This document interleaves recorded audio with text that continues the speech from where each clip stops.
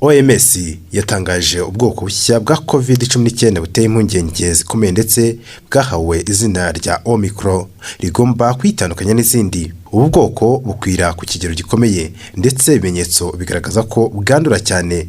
Bwavuzwe bwa mbere mu minsi 3 ishize muri Afrika y'Epfo, ariko bwanagaragaye muri Botswana, Ububiligi, Hong Kong ndetse na Israel. Ibihugu byinshi byafashe ingamba zikomeye mu gukumira ubu bwoko. Byafashe ingamba zirimo n'izo gukumira ingendo ku bantu baturutse muri Afrika y'Epfo.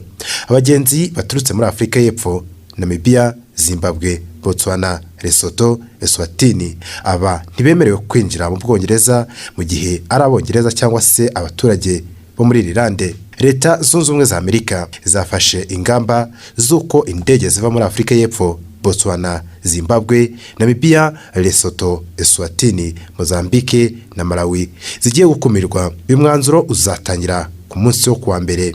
Brazil na Australia nabyo ni ibihugu biteganya gufata izi ngamba. U Rwanda narwo rwafashe ingamba zikomeye mu guhangana n'iki cyorezo, aho ubu abagenzi bose bazajya bashyirwa mu kato bakinjira mu gihugu. Minisiteri y'Ubuzima yatangaje ko yasubijeho akato k'amasaha 28 muri hoteli zabugenewe ku bantu bose binjira mu gihugu kubera ubu bwoko bushya bwa COVID-19 bufite ubukana bukomeje kugaragara muri Afrika y'Epfo.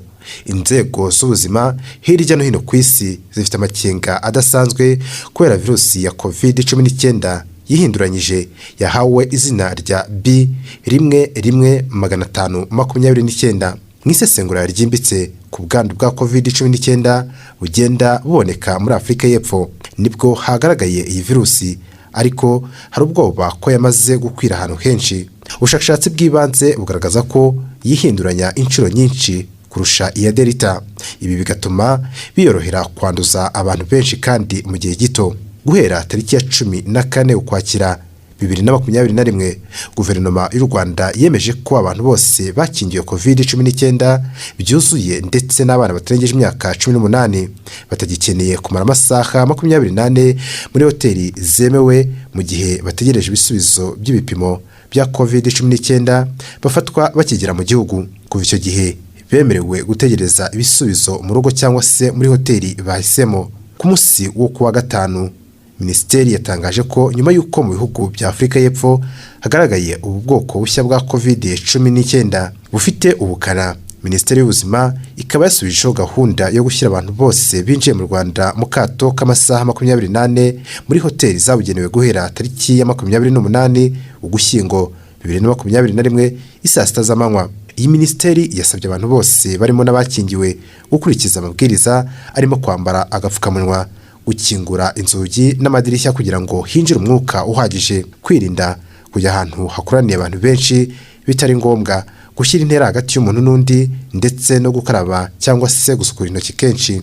Iyi minisiteri yagize iti izi ngamba zishyizweho hagamijwe gukumira ikwirakwira ry'ubwoko bushya bwa COVID-19 no kurinda ibyiza u Rwanda rumaze kugeraho mu kurwanya icyorezo cya COVID-19, aho ibikorwa byinshi byari bimaze gusubukurwa.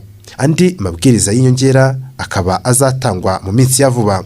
Iyi virusi imaze kugaragara muri Afrika y'Epfo no mu bindi bihugu nka Hong Kong, umuntu wari uvuye muri Afrika y'Epfo, muri Israel, umuntu wari uvuye muri Malawi, muri Botswana ndetse no mu gihugu cy'Ububiligi. Perezida wa Komisiyo y'Ubumwe bw'Uburayi Ursula von der Leyen ku munsi wo kuwa gatanu yatangaje ko bahangayikishijwe n'ubwandu bushya bwa COVID-19 iri kwihinduranya, ndetse asaba ibihugu binyamuryango guhagarika ingendo zijya muri Afrika y'Amajyepfo.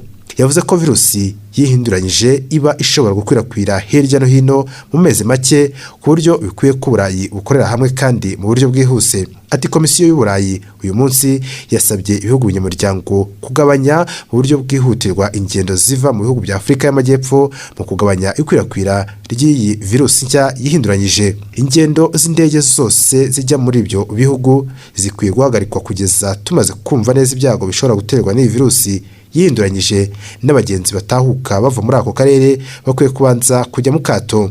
Ibihugu byinshi biri mu Bwongereza n'Ubuholande kandi byabaye bihagaritse ingendo z'indege zituruka mu bihugu birimo Afrika y'Epfo, Botswana, Namibia, Zimbabwe, Eswatini na Lesotho, mu gihe kuri urwo rutonde ibihugu nk'Ubufaransa, Singapore, Ubutaliyani na Israel nabyo byongereyeho igihugu cya Mozambique. Guverinoma ya Afurika y'Epfo yasohoye itangazo isaba abaturage kurushaho kuba maso kandi bakihutira kwikingiza mu gihe abahanga bagikora iperereza kuri ubu bwoko bushya bwa coronavirusi.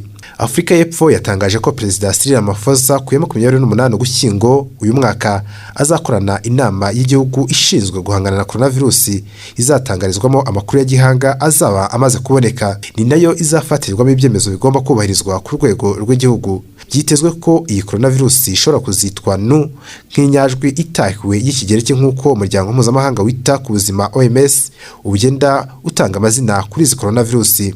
Mu nzego z'ubuzima hirya no hino ku isi zifite amakenga adasanzwe kuri iyi coronavirusi yahawe izina rya B11529.